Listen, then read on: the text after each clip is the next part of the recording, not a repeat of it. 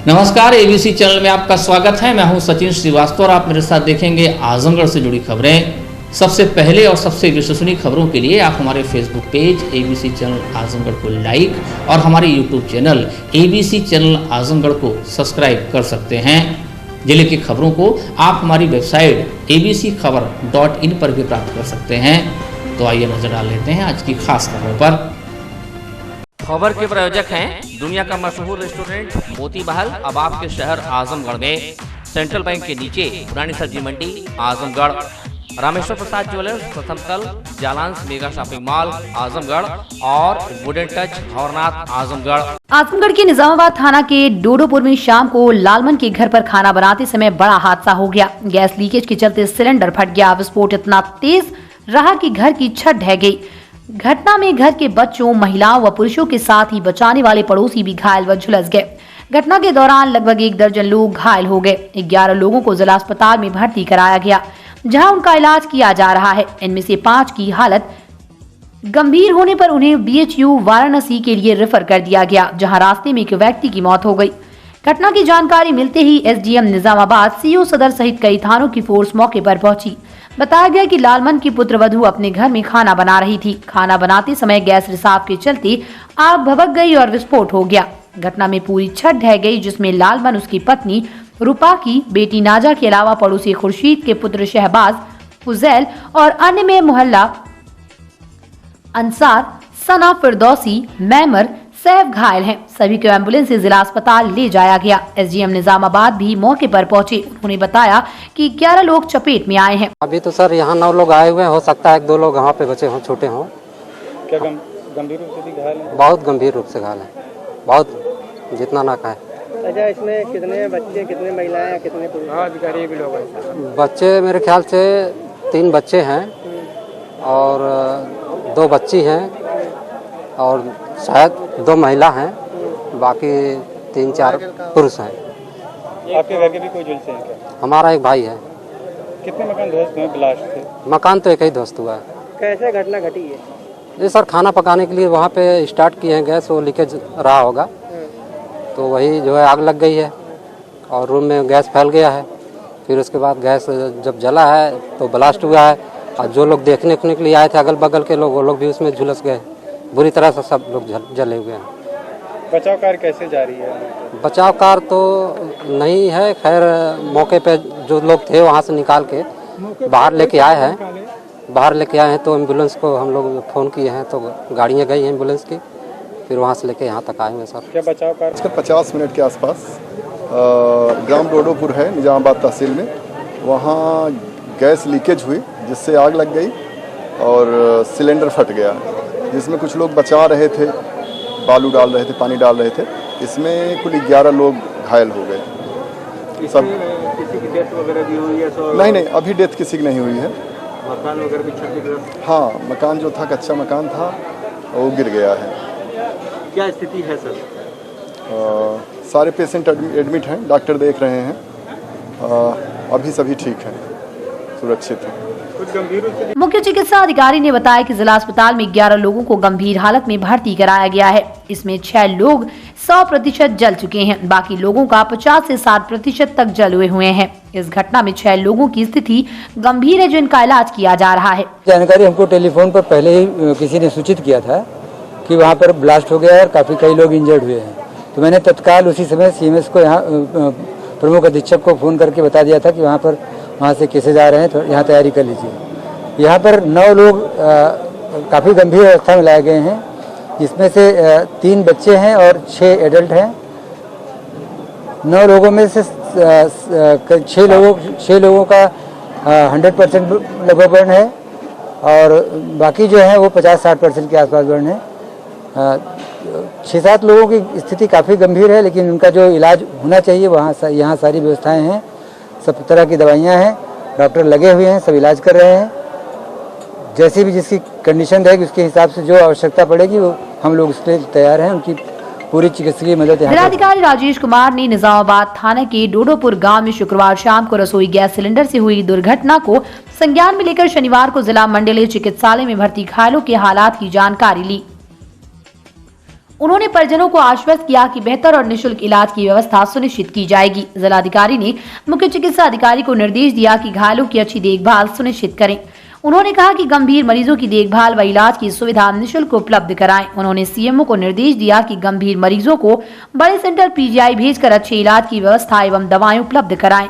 उन्होंने कहा कि मेडिकेशन प्रॉपर तरीके से इलाज करें तथा किसी भी मरीज को डिहाइड्रेशन न होने पाए। घटना हुई थी जिसके तहत एक सिलेंडर, घर में सिलेंडर फटने से 11 लोग उसमें आग की चपेट में आए हैं। उनमें से कुछों की हालत गंभीर है। तो जो डॉक्टर्स ने एडवाइस किया उसके हिसाब से हमने परिवारजनों को भी अभी वार्ता करी है, उनको मनाया है कि हम इनको बड़े सेंटर में भेजें जिससे कि इलाज वहाँ पे और बेहतर हो सके, मेडिकल कॉलेज में, बीएचयू में।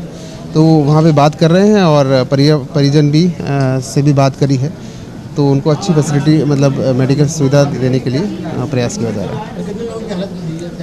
देखिए टोटल 11 बर्न हैं जिसमें बच्चे भी हैं और जो 6 हैं उनका बर्न थोड़ा ज़्यादा है थोड़ा, तो उनको विशेष उसकी केयर भी करी जा रही है और जो मेडिकेशन होता है पेन के लिए और बेसिकली डिहाइड्रेशन ना हो इसमें, वो सब मेडिकेशन उनको प्रॉपर दिया जा रहा है। तो सहायता राशि परिवार वालों को खर्च किया? देखिए अभी प्राथमिकता से हमारा है कि उनको इलाज प्रॉपरली मिले और निःशुल्क मिले, जिसमें उनका खर्चा ना आए, वो पूरी व्यवस्था हम कर रहे हैं।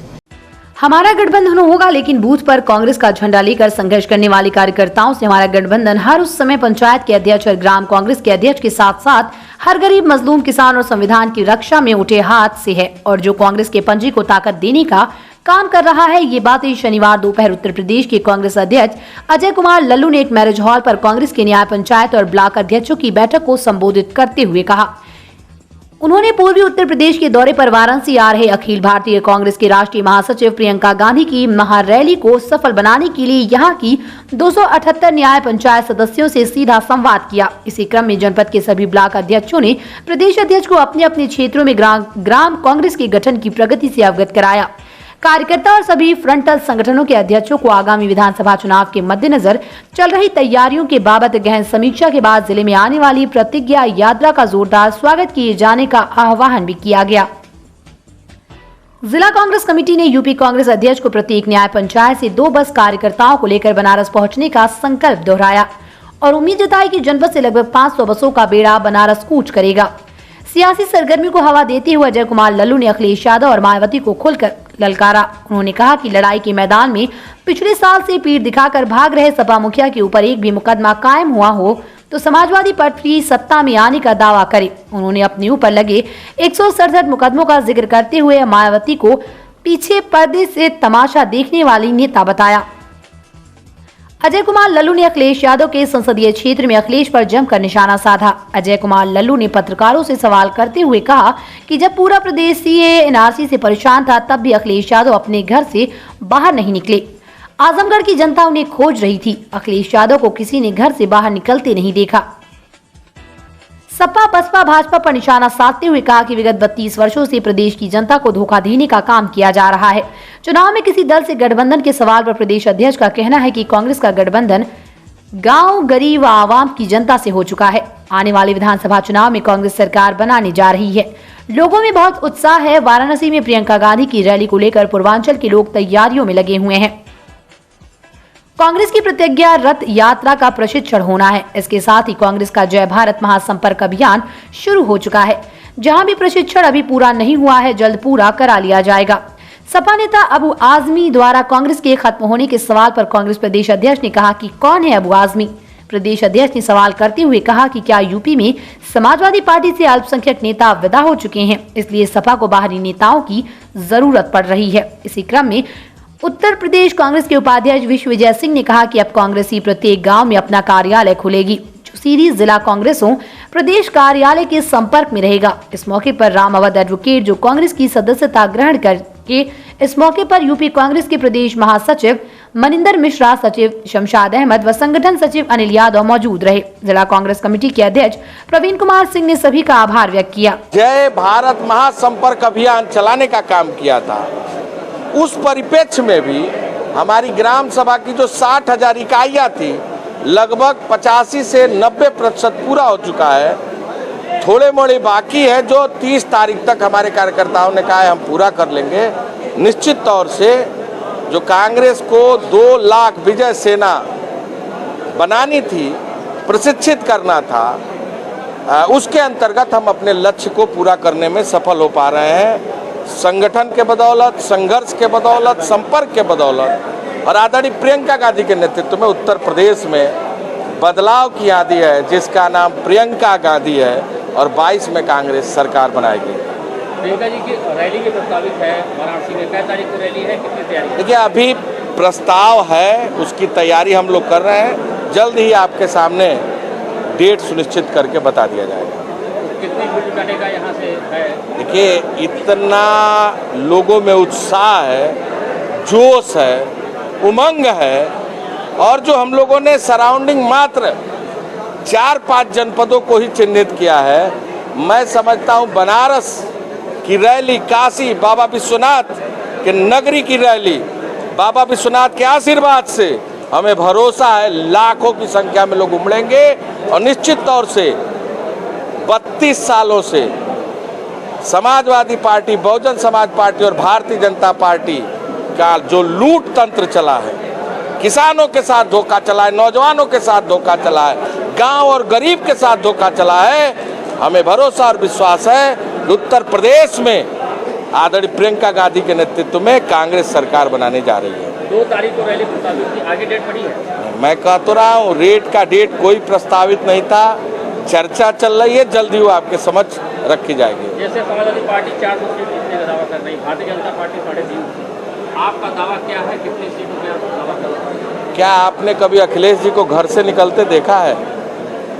क्या किसानों के मुद्दों पर संघर्ष करते देखा है? क्या कभी आपने नौजवानों के मुद्दों पर संघर्ष करते देखा है? अगर CA/NRC के दौरान लोगों के ऊपर जुल्म ज्यादती हो रहा था तो उसके दौरान आपने उनको देखा है? क्या कांग्रेस खत्म हो? ये अब्बू आसमी जी कौन है?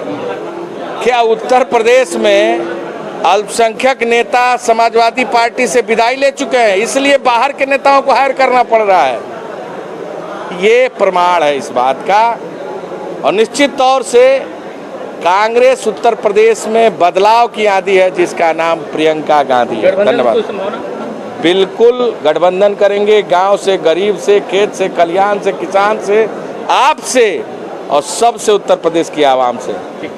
जिले में अधिकारियों की आवाज जाने वाली पुलिया धंसने से आवागमन प्रभावित हो गया है। शहर के हरबंशपुर स्थित निजामाबाद मुख्य मार्ग की पुलिया भारी बारिश व जल भराव से धंस गई। इसकी जानकारी होते ही पुलिस प्रशासन ने दोनों तरफ से यातायात बंद कर दिया है। सबसे खास बात यह है कि इसी रास्ते से होकर जिले के DM Rajesh Kumar, SP Sudhir Kumar Singh, CMO Indra Narayan Tiwari व CDO आनंद कुमार शुक्ला का आवास है। स्थानीय लोगों का कहना है कि जिस तरह से 16 सितंबर को जिले में भारी बारिश हुई थी, उसके कारण जिले के कई इलाके अब भी पानी में डूबे हुए हैं और यही कारण है कि पुलिया के नीचे की मिट्टी जलभराव से बह गई, जिसके कारण ये हादसा हुआ है। हालांकि इस हादसे में किसी के घायल होने की खबर नहीं है। हरबंशपुर निजामाबाद मुख्य मार्ग पर पुलिया धंसने से पुलिस व ट्रैफिक के अधिकारी बैरिकेडिंग लगाकर भले ही आवागमन बंद कर दिए हों, पर इसी बीच जिले के DM राजेश कुमार कलेक्ट्रेट ने अपने आवास जाने के लिए निकले। DM रुके नहीं, उन्होंने अधिकारियों को इशारा किया और उनकी गाड़ी आवास के लिए निकल गई। स्थानीय निवासियों का कहना है कि पिछले कुछ दिनों से दरार आ रही थी, रोज इसी मार्ग से अधिकारियों के वाहन जा रहे थे, लेकिन किसी ने संज्ञान नहीं लिया। इसकी शिकायत भी की गई थी, इसके बाद भी कुछ नहीं हुआ। आज पुलिया धंस गई, तब रास्ता रोकने का काम कर रहे हैं। पुलिया जर्जर हो चुकी थी बहुत पहले से, और अगले साल से इसमें दरार आ गई थी। और इस बार जो पानी बढ़ा है नदी का, तो नीचे से जो है जिसको पानी मिला है तो भागना चाहिए। 4-5 दिन पहले से पुलिया भाग रहा था, आज सुबह से बहुत काफ़ी हो गया था, बहुत लंबी दरार पड़ गई थी। इसकी सूचना आप कई दिन से लोगों को दे रहे थे, लेकिन कोई जगह नहीं है? नहीं, कोई जगह नहीं। अधिकारियों का यही रास्ता आने जाने का है, कोई देखने वाला नहीं था। अब क्या स्थिति है? रोड बंद हो गया है? अब तो रोड तो ब्लॉक हो गया है, लोग पैदल में नहीं जा पा रहे हैं। अब कैसे, हम लोग तो यहीं रहने वाले हैं, अब कैसे आए जाएंगे? दिक्कतों का सामना करना पड़ेगा हम लोगों को। क्या मांग कर रहे हैं लोग अधिकारी से? जल्द जल्द इसको बनाया जाए और रास्ता चालू किया जाए, कम से कम पैदल वालों को आने जाने की सुविधा मिल जाए। भारतीय जनता पार्टी के जिला अध्यक्ष ध्रुव सिंह के नेतृत्व में पंडित दीनदयाल उपाध्याय की 106वीं जयंती 25 दिसंबर को मनाई गई। 25 सितंबर को पूर्व संध्या पर पंडित दीनदयाल उपाध्याय चौक, सिविल लाइन स्थित पंडित दीनदयाल की प्रतिमा पर दीप प्रज्वलित किया गया और जयंती के अवसर पर पंडित दीनदयाल उपाध्याय की प्रतिमा पर माल्यार्पण किया गया। जिला कार्यालय पर भी पंडित दीनदयाल उपाध्याय की चित्र पर माल्यार्पण किया गया और गोष्ठी का आयोजन हुआ। इस अवसर पर जिला अध्यक्ष रूप सिंह ने कहा कि जनसंघ के संस्थापक कुशल संगठनकर्ता पंडित दीनदयाल उपाध्याय की 106वीं जयंती प्रतिवर्ष की भांति 25 सितंबर को मनाई गई। पंडित दीनदयाल उपाध्याय ने ही एकात्मवाद दर्शन दिया।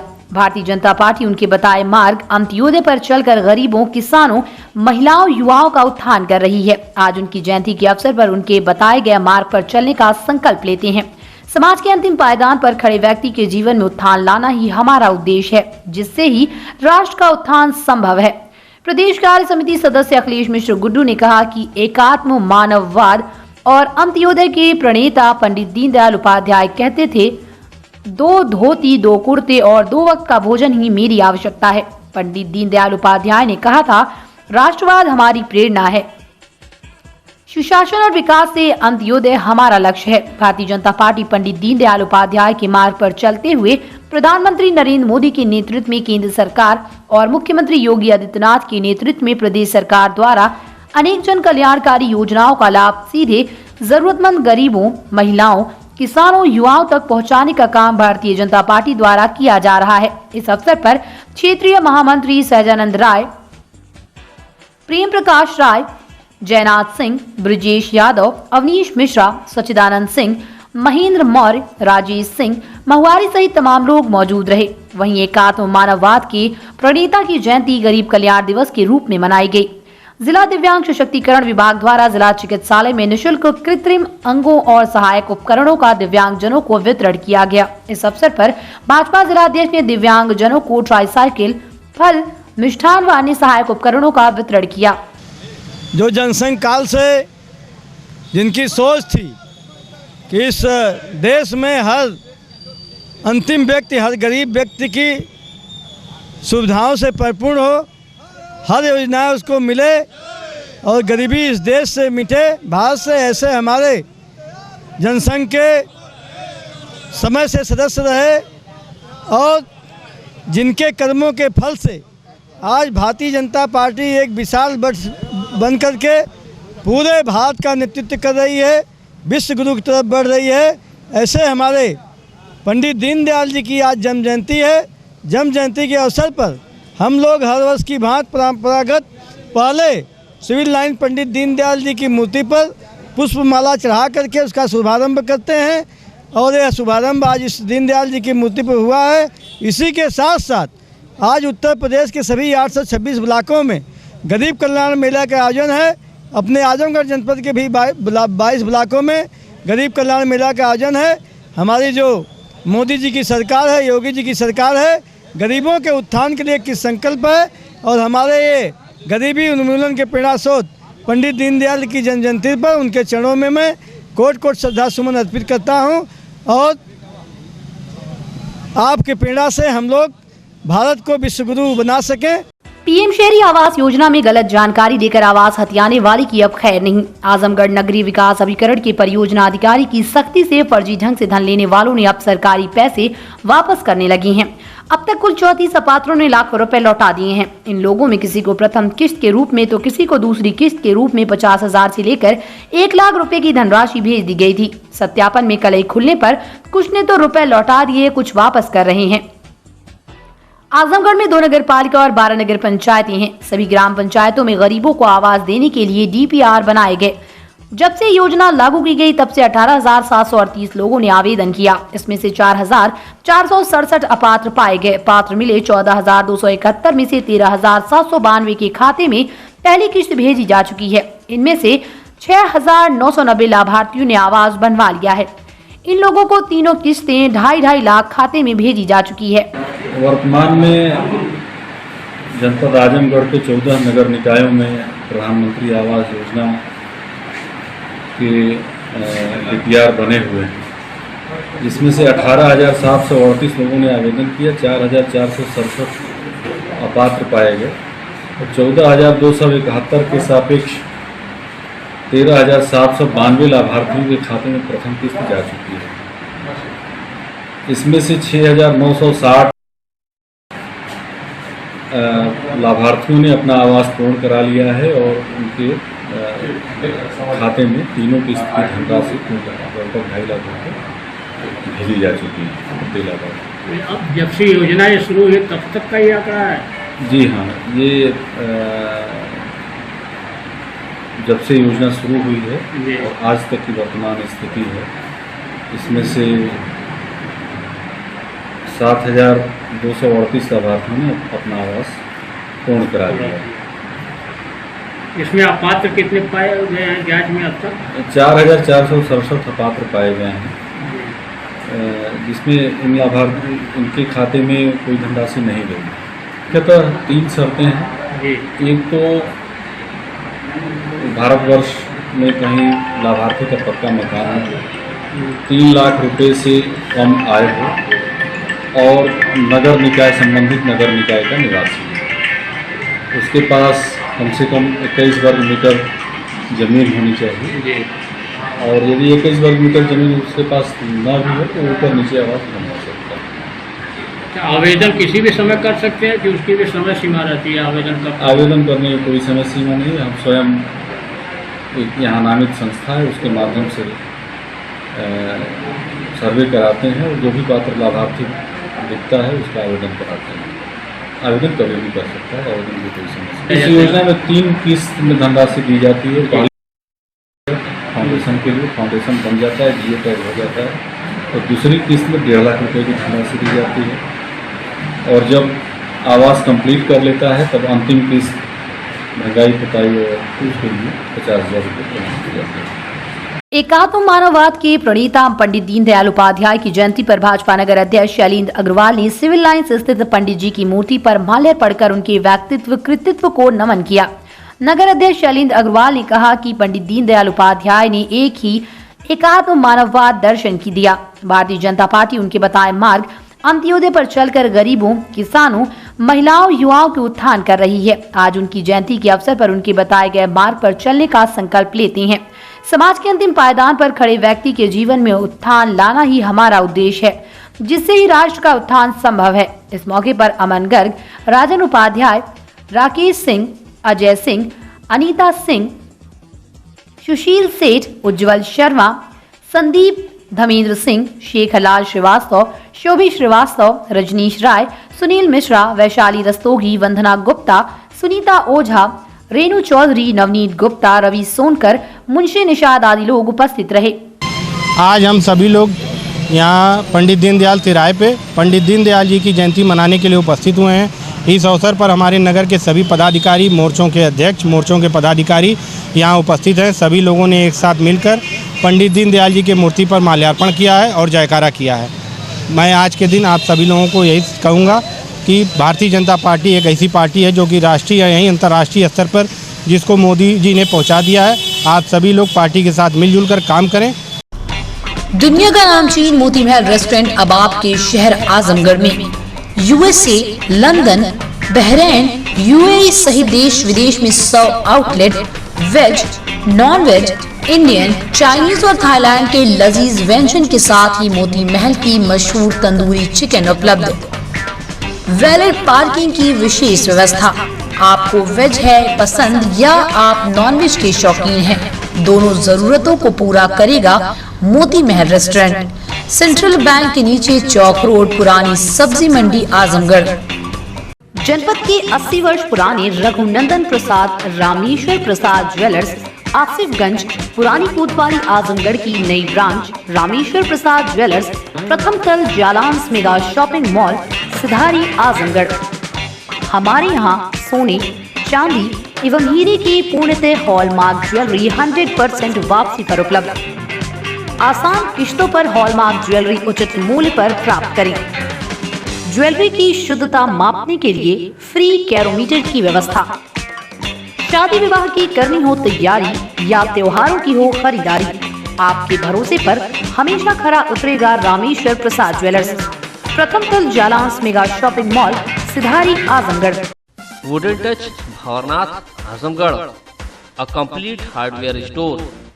हमारे यहाँ branded plywood, flush door, designer door, PVC door, formica, fancy hardware, kitchen की चिमनी एवं मॉड्यूलर किचन की एक्सक्लूसिव रेंज उपलब्ध। अपने आशियाने में लगाइए 4 चांद, पहुंचिए वुडन टच भंवरनाथ आजमगढ़।